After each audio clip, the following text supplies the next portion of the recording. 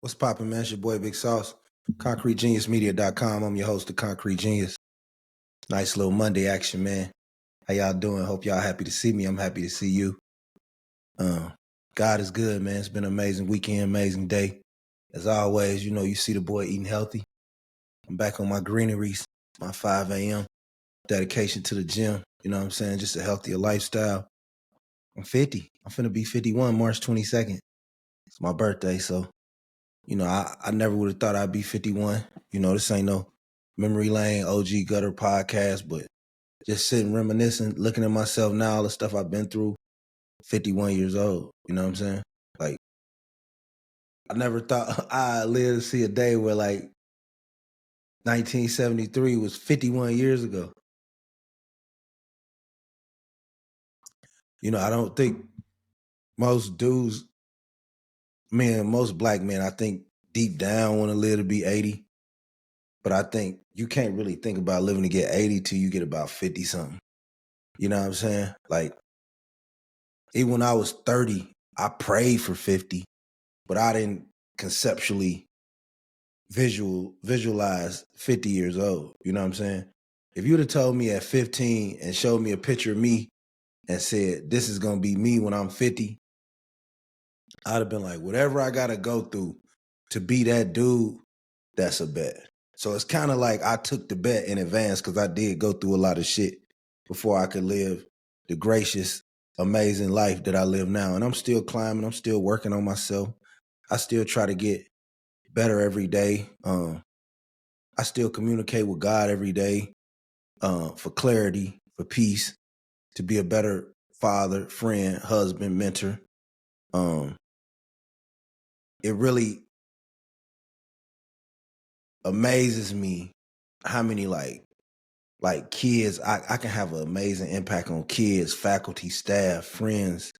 When I go through things, the way people care about me. When I work at a school, the way the kids just need words of encouragement from me, the way my voice soothes and calms people down. That's really my biggest blessing from God. Like the popping, the fly shit, that come with it. But my biggest blessing is my ability to talk to the souls of people and the comfort I get in my soul from helping people or giving some advice or being a mentor or just trying to keep one person out of prison and then another one and then another one. I think that's where a lot of my fulfillment comes from. Like, that's the greatest gift God ever gave me. The ability to smile and make people smile, the ability to read frequencies, read other people's wavelengths and understand maybe you having a bad day, maybe you having a good day, but just taking into account people's days, realizing how much you really missed, like realizing how people get used to talking to you, hearing you, what your charm means to people, what your spirit means to people. Like, I don't know if you've ever saw it, but it's a hoodie. And the hoodie just says to the person behind me, the world needs you. And that's how I feel about life. Like, the only way to have some type of peace is to project peace. The only way to have some type of compassion and kindness is to project that. So when I see kids with anger, I understand. When I see people with anger, I understand. Now, some anger you got to get away from. But being able to speak to the soul of people who go through things is a blessing. And especially for me, being able to affect and build friendships with people of all races. Like, I wasn't in a position growing up where I had white friends. I'm from Gary, Indiana. I never had a white teacher. Probably one teacher, woodshop. Mr. Kari, he threw a paddle at me, and then Mr. Lendez, he was old. He was on his way out. He used to let us go in there and put our head down, go to sleep, skipping class.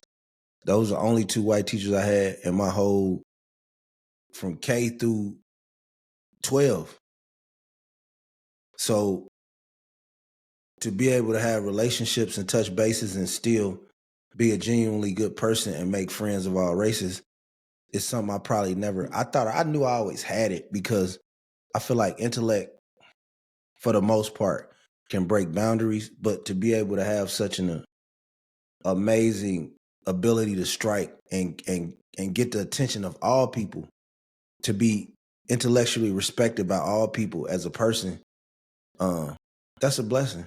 Now, of course, it's not like the plight of a little black child. It's just not like it. Working around children, I've become more open-minded, probably less. I wouldn't say I was bigoted. I don't never think I was big, because I was never not compassionate to anybody. I was always compassionate to whoever it may be.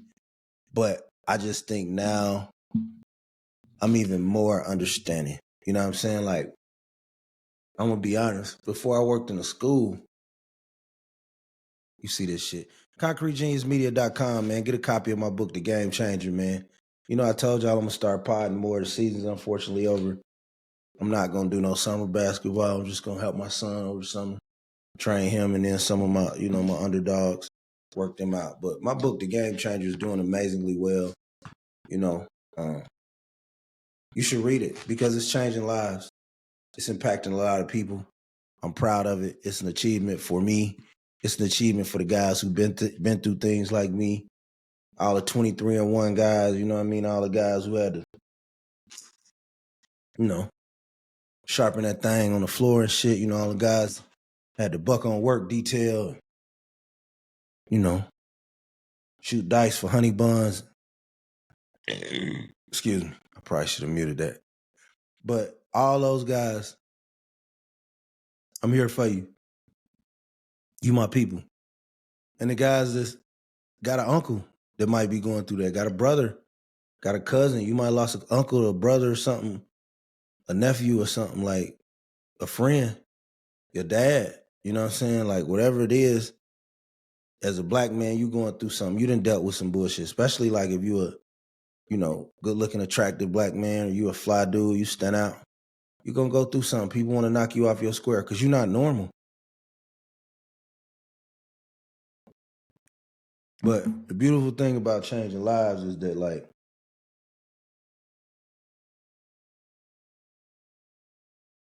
I'm affecting everybody. You know what I'm saying? Oh, this is what I was going to say. I'm glad I'm smart. Working in the school has made me softer to the understanding of being more respectful and gracious of kids about how they choose to live their life.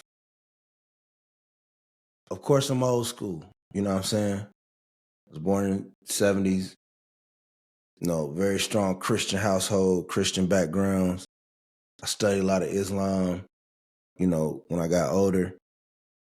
And so I was kind of judgmental at first about a lot of things that I hadn't met, about a lot of people that I hadn't met. And I was never a bigot. I was never going to be mean to people. I'm always genuinely kind to anyone I meet. But working in a school now,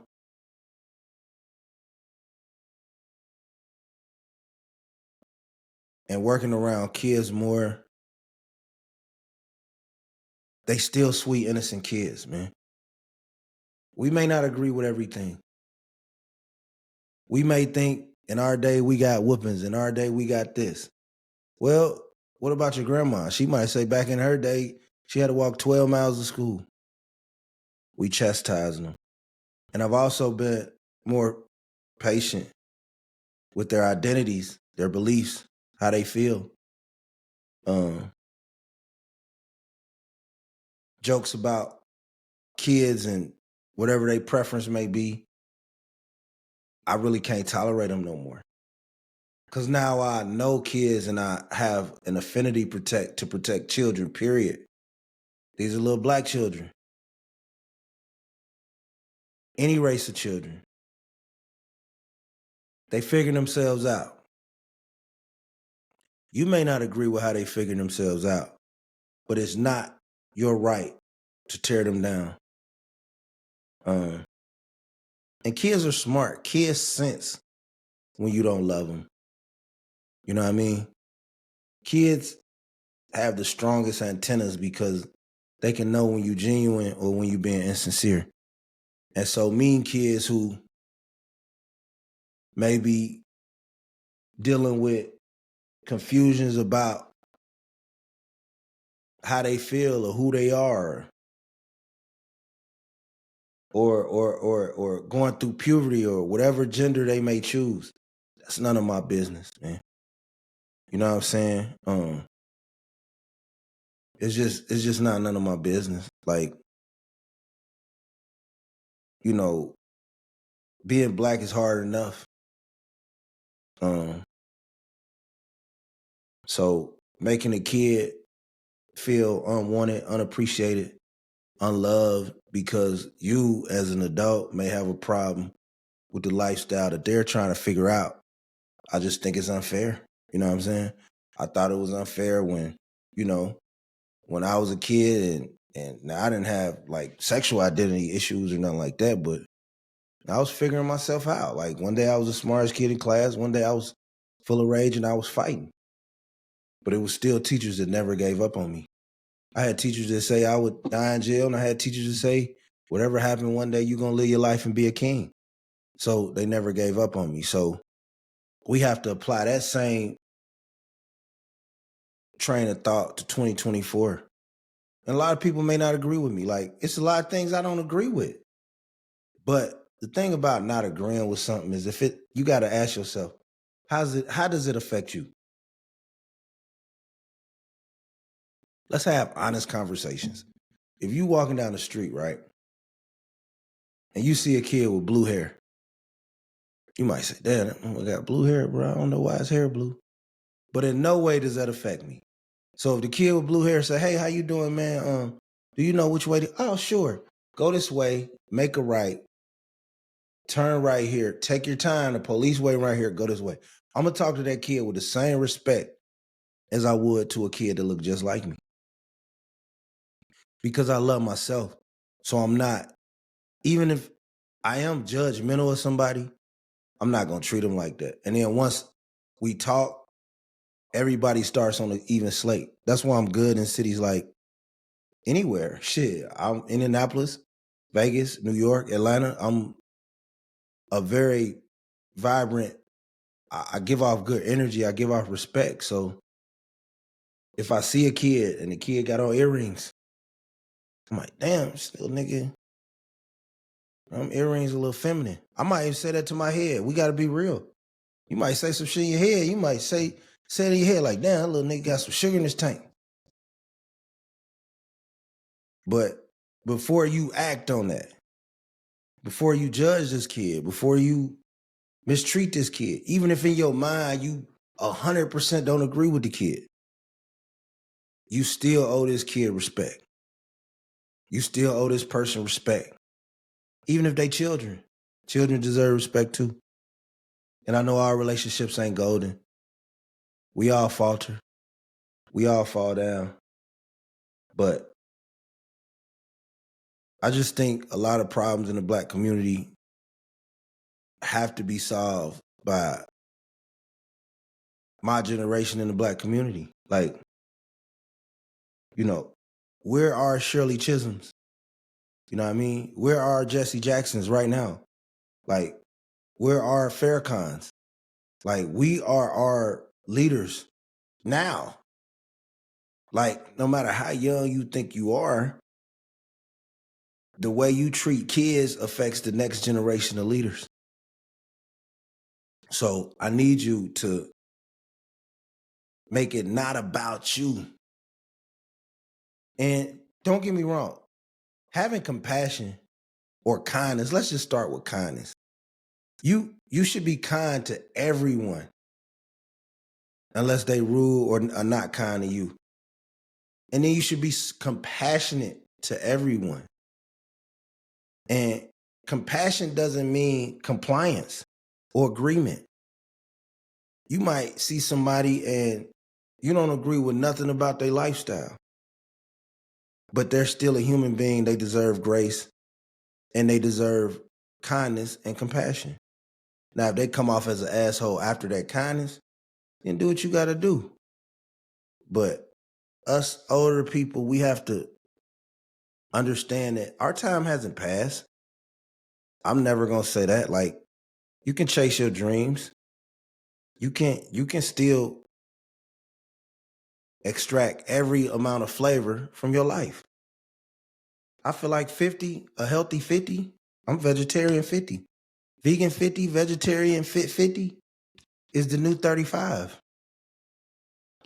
You wouldn't you wouldn't know I was 50 years old unless I told you. Like, and I don't even throw no shoe polish in my shit, but just the chiclets, you know what I mean? The structure, the skin. I take care of myself. But with that being said, we still have to understand we're our children's role models. No matter how young you feel, you still have a responsibility to be kind and compassionate and be articulate and explain to the young generation why they shouldn't do this, shouldn't do that. Figure out what the triggers are. Figure out why somebody mad or they tearing up a table, tearing up a desk. Allow kids to have a bad day. Too many adults, especially in leadership, teachers, administrators, youth coaches, anybody that's then forced themselves in the role to mentor. And some people are made for it. So I'm not talking to you, but a lot of the negative ones I see is they don't know how to let kids breathe and have bad days. They're human. If you as an adult are allowed to have a bad day, then this kid deserves a bad day. ConcreteGeniusMedia.com. You're listening to The GOAT. I talk about what I want to. Whatever I talk about, I'm knowledgeable about it. We don't miss.org. Follow me on all socials. I'm just trying to give you words of wisdom on a Monday. You lucky bastard.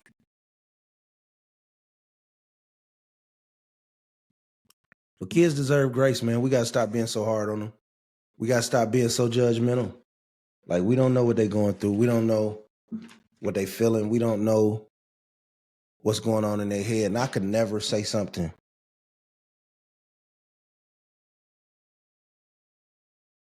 to crush the dreams of these babies, and I don't have to. I've impacted a lot of lives positively.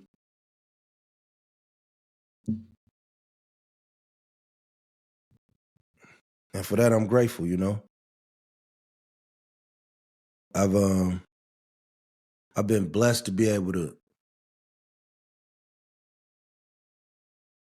give kids hope and outlets when they didn't have none.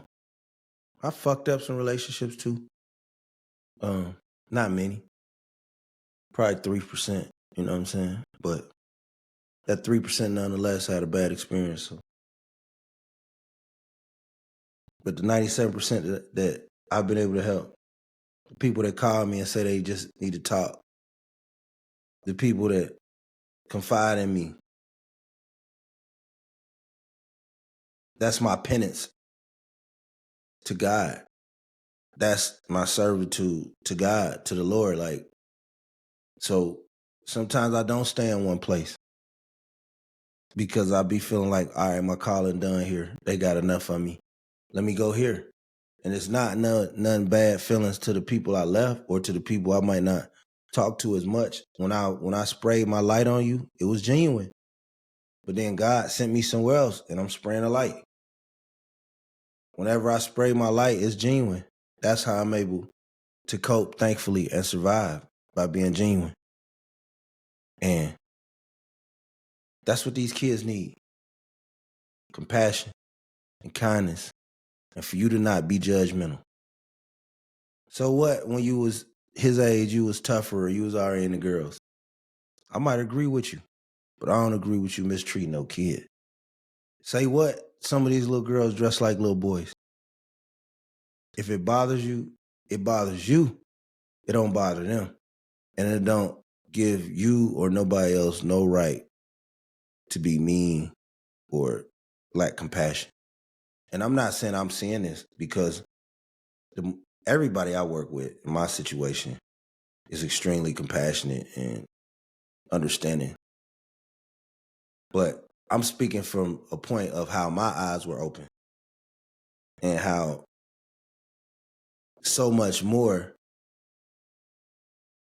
I've learned that, you know, sometimes on certain things, you just don't gotta give your opinion.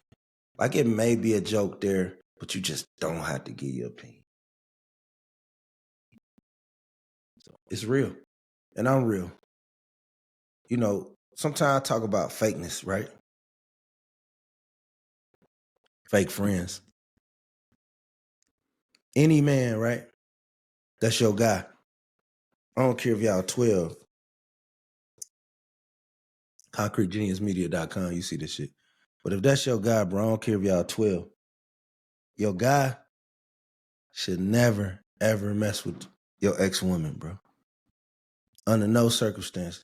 I don't care if y'all was 16 and they 36 now, and you checked out when they was 20, y'all was 27. Your woman should be off limits. I have no respect for a man that talks to his homeboy ex-girl. Whoever had her first, that's his girl. Now, if I have her and you try to get her and I get her back, I'm not talking to your girl. I'm just taking what's mine. But the principle being, you don't want to be one of them Bobby Womack ass niggas. If you don't know the story about Bobby Womack, the nigga was messing with Sam Cooke's wife, nigga. They was friends. Sam Cooke was that nigga mentor. The nigga was sleeping with Sam Cooke's wife right after he died. He wore one of Sam Cooke's suits to his funeral. Then he married Sam Cooke's widow. And then he ended up messing with the daughter when she got older. Bobby Womack is the grimiest nigga of all time. And a lot of these niggas is Bobby Womack. You know what I'm saying? You gotta keep niggas out your home. Don't let niggas lay around your woman, your daughter, your nieces. Don't give niggas the insights of your relationship. Don't ever, ever, ever talk about your sex life with niggas. With your main girl, ever. You laying eggs for Bobby Womack ass niggas.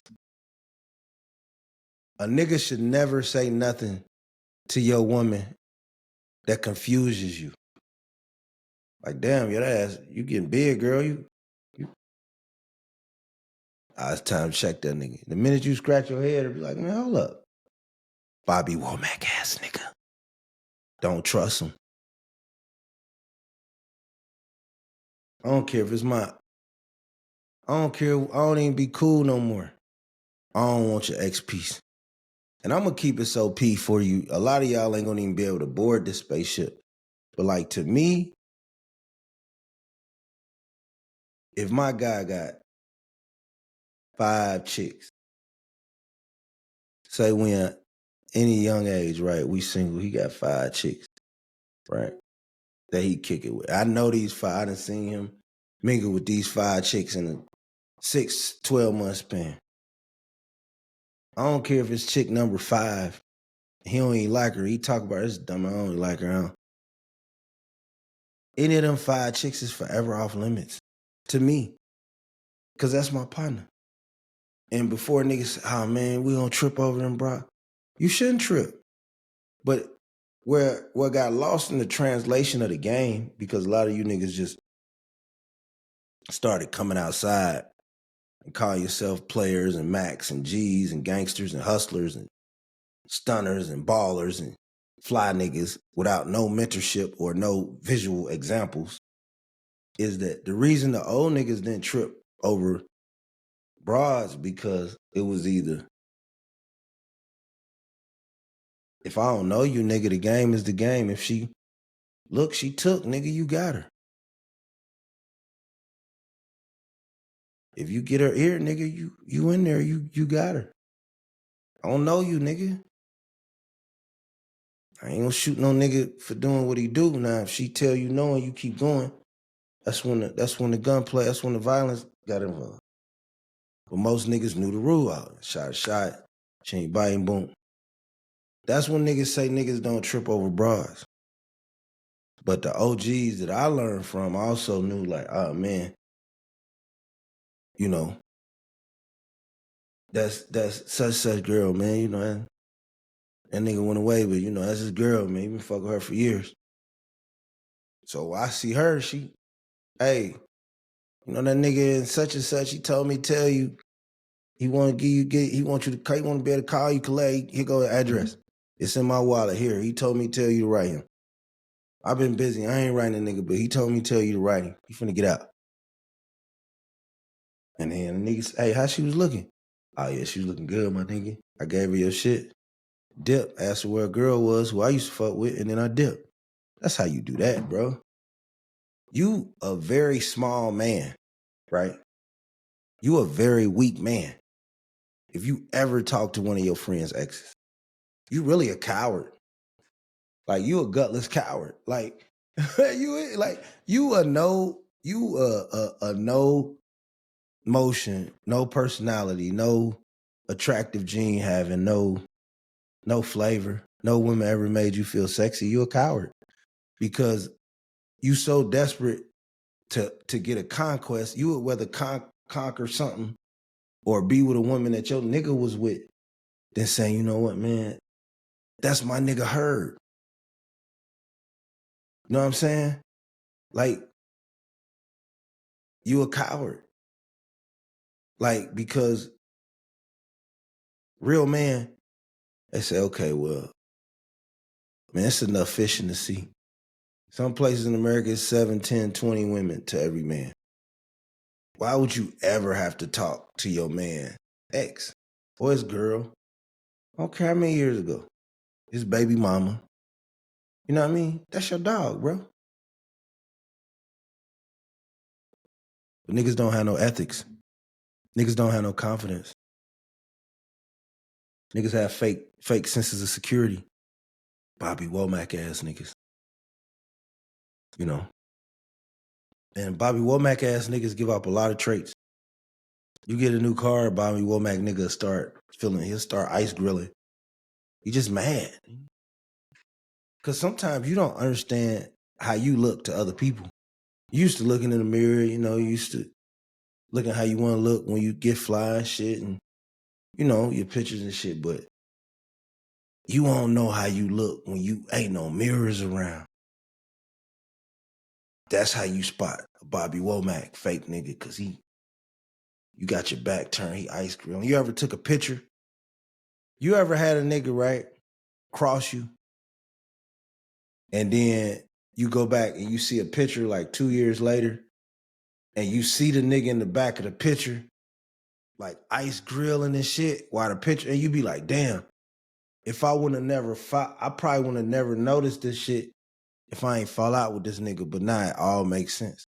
Like you ever see pictures where, who was a rapper, rest in peace, I think it was Lil Snoop, it was somebody I seen a picture of. I mean, it happens all the time. In the hood, you'll see a rap nigga taking a picture. When I see rap and somebody's behind him, like, that was the nigga that shot him. You gotta get them niggas away from you, bro. Them niggas want your bitch, your life, your chain, your car, your other car, your shoes you don't wear no more, your jacket, your cologne. Them niggas want everything, pimp. Get them niggas away from you immediately. Shh. When I see pictures of niggas, rap niggas, or street niggas or like athletes,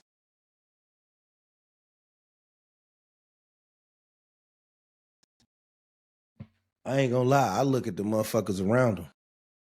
I look at who mugging around them. Like, oh shit, that nigga don't fuck with him. Like, you can have a serious ass look like you about that action and still not look like you hate your nigga. But I done seen rappers, I won't name them because I don't want that kind of energy. But I done seen niggas buying shit, posting video, they spending some money, and a nigga in their crew, I can tell them what nigga in their crew really ain't fucking with them. Bobby Womack ass nigga. So I'm telling you, bro, I be with a couple of niggas, my player partners, thoroughly vetted, and then they know me. So I'm blessed to hang around a lot of OGs, been married 20, 25 years.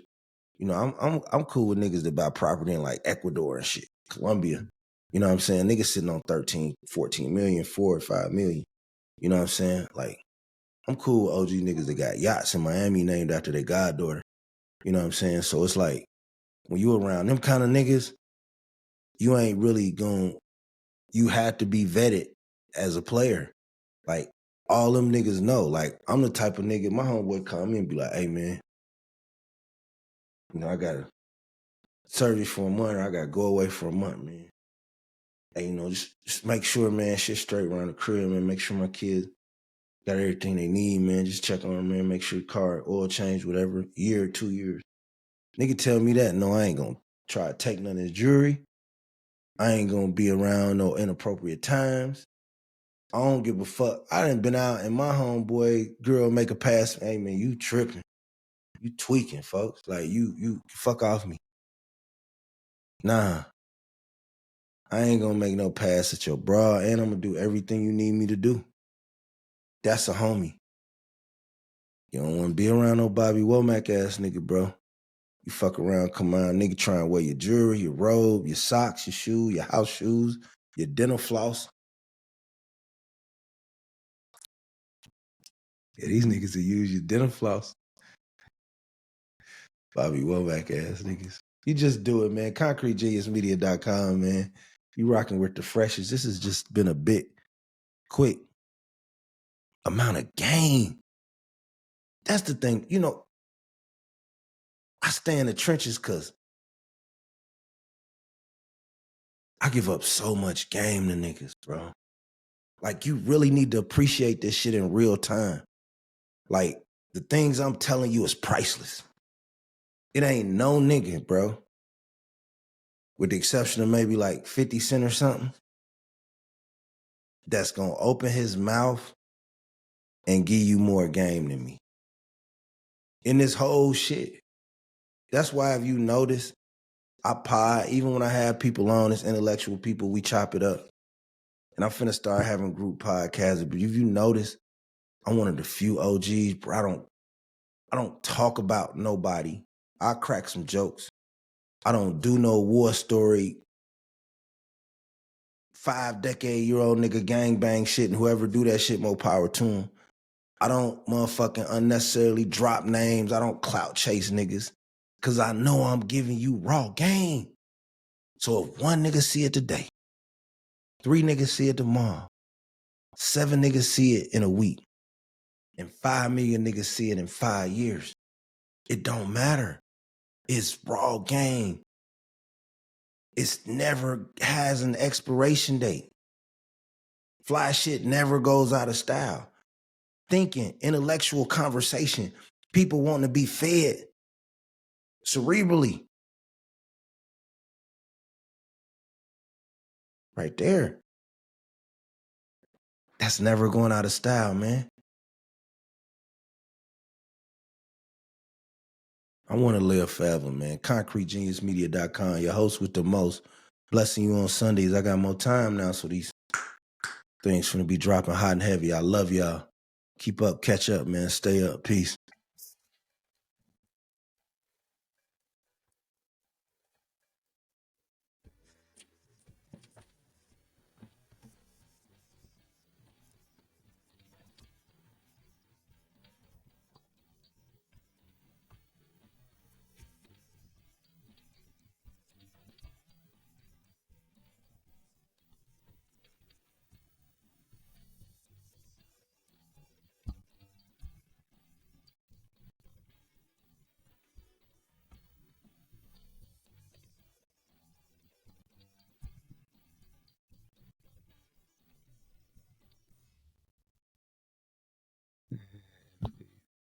It's